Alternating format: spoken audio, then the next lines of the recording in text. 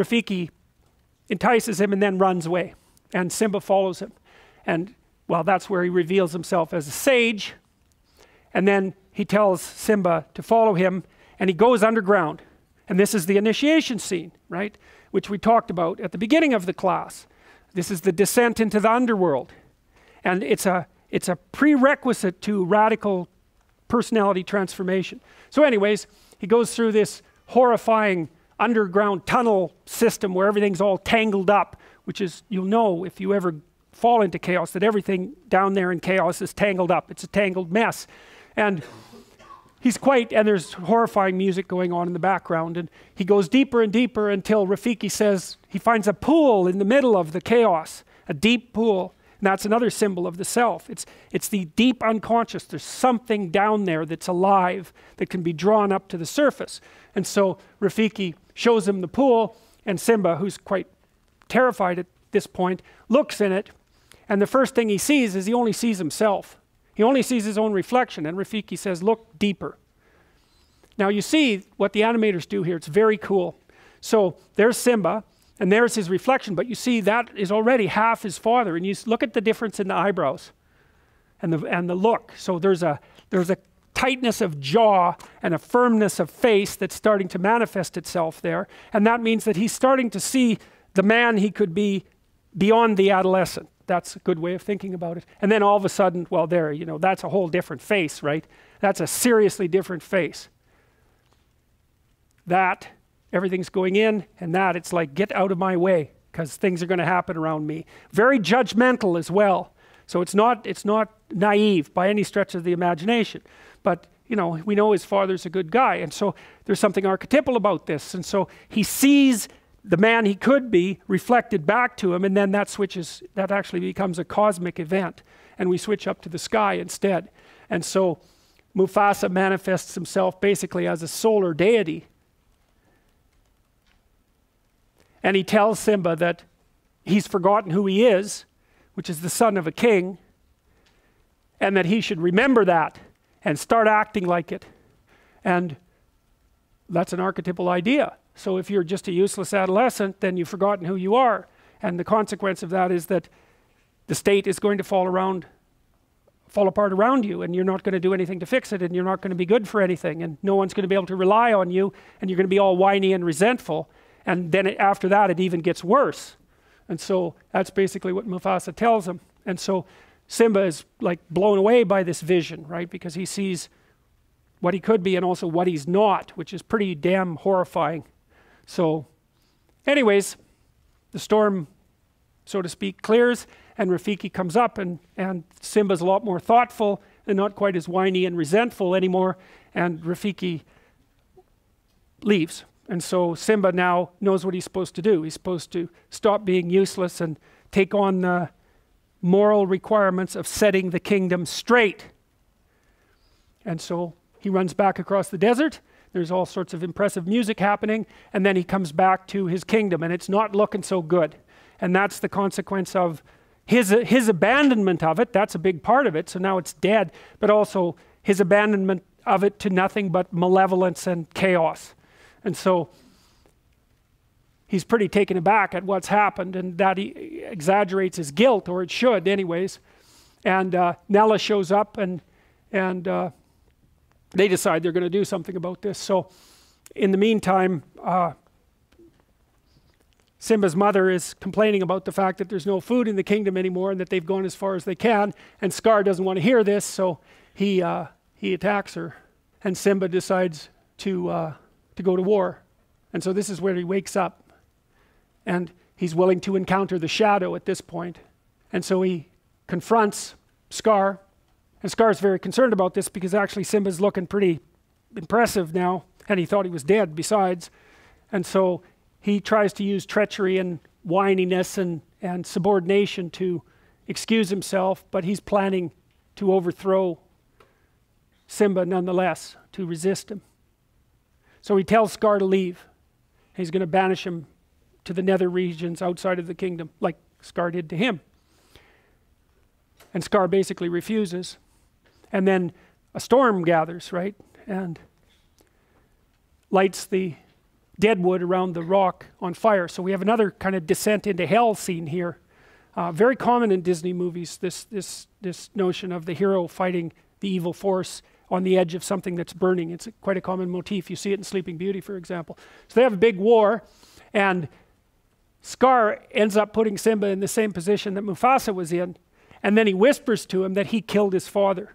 So Simba's been thinking all along that it was only his fault, and it is sort of his fault, but he didn't know that there was a more archetypal theme playing out in the background, which is that societies are always endangered by malevolence, always, and that's independent to some degree of Simba's decisions and his lack thereof. Anyway, Scar tells him because he thinks he's won, and that energizes Simba to have this sort of final battle. He leaps out from the pit, and they have a big fight, and he pins him, basically. And the female lionesses come to his aid, and Simba tells him that, again, that he has to leave. And so they have a big fight. That's a particularly good bit of animation. So there's a real demonic aspect to Scar there, sort of king of hell imagery. But he loses. And then, he blames his minions. He blames the hyenas for everything terrible that's happening, forgetting that they can hear him. And then he falls off the cliff, and the hyenas go in and finish him off. So it's a pretty brutal ending for poor old Scar, eaten by his own minions. And then Scar's dead, and Simba has won, and so the rains come immediately. And so what does that mean? Well, it means that when proper order is restored in a kingdom, then everything starts to flourish again. And so the rains come, and then while it's raining, Simba climbs up to the top of the rock, and now he's completely mature, right? The pathetic facial expression disappears entirely, and he straightens himself up because now he's full of serotonin after having defeated good old Scar, and all the lionesses are roaring, and he climbs up Pride Rock, and they roar at him, which is good. They're tough, and he's tough, and they're showing their teeth. It's not a society of naive and harmless creatures. It's something that's got some bite. And the rains come, and then the next thing you see is the restoration of the kingdom. And so basically what that means is that if the individual is willing to confront their own shadow and then to take on the malevolent forces that continually undermine society, then harmony can be restored and everyone can do well. And so then we have a return to the beginning, right? And so Simba and Nala are now a couple, along with Pumbaa and Timon, and they have a baby, and Rafiki shows up and does the same thing.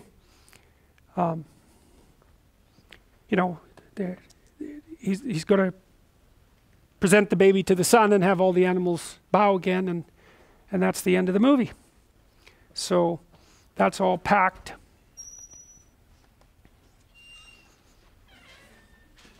That's all packed into an archetypal tale. And so one of the things that Jung would point out is that you all understood this, right, while you were watching it.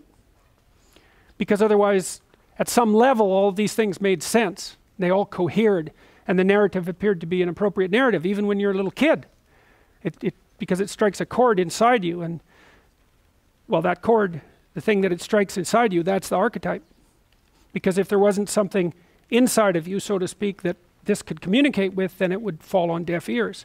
And it speaks to the part of you that's most particularly human. And it's a story of the development of the sovereign individual. That's the right way to think about it. It's a hero archetype. That's another way of thinking about it. And people are going to get that story one way or another.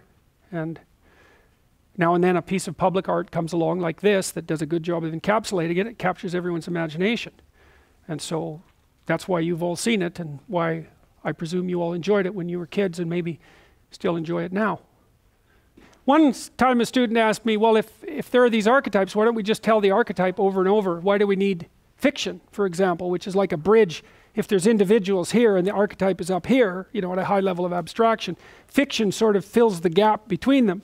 And so what you want is a story that's archetypal so that you understand its basic structure, but you want enough variation and specificity so that it's new and interesting and also applicable to you. So you have to humanize the archetype to some degree, otherwise it's so abstract you can't relate to it. And good stories really do that. They bridge the gap, and some of them are more personal and less archetypal. But if they're completely non-archetypal, there's nothing about them that captures you. It doesn't have any force. And then if it's too archetypal, well, it gets to be too abstract and you can't relate to it. So good fiction writers and good purveyors of dramatic entertainment, we think about it as entertainment, are really good at occupying that middle position. So, yeah. And they reveal the archetype through the individual. That's one way of thinking about it. And that keeps it fresh. And, you know, one of the things that Jung pointed out too was that you're going to be manifesting archetypal patterns of behavior in your life whether you know it or not. Even when you do something like fall in love, because that's going to be a very particular experience for you, but it's also a very common experience at the same time, right? And romance is older than people. That's one way of looking at it. I mean, because sex is older than human beings, and so you're in the grip of something that's really ancient, but at the same time it's really personal. And so a good novelist or writer of fiction is able to capture both the personal element of that, to show the transpersonal within the personal. And so, and in some sense, your destiny, proper destiny from a Jungian perspective, is to consciously express an archetype. And so it would be the archetype, there's a bunch of them, but one of them would be the archetype of the hero, and you're supposed to manifest that in the conditions of your own life. So that makes the archetype real in the conditions of your own life. And Jung would also say that when you're doing that, your experience will manifest itself as meaningful. And so it's because in some sense you're acting in accordance with your deepest instincts, technically speaking, right? You're acting out what it means to be human in the world, and you're going to find that meaningful. So